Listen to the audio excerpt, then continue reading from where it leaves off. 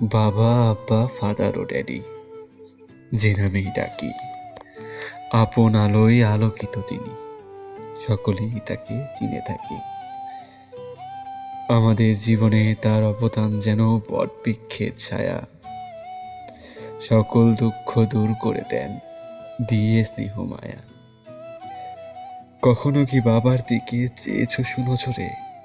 সন্তানের জন্য বাবা কত কষ্ট করে।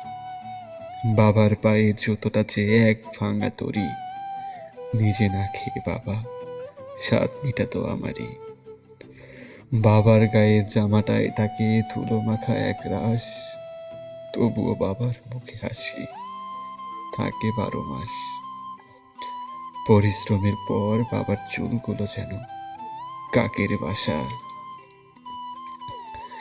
নিজের কথা না ভেবে বাবা পূরণ করেন সন্তানের আশা।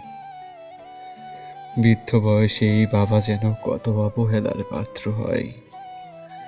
আবু তালিব মিঠুর প্রশ্নটা তাই রইল সর্বময়।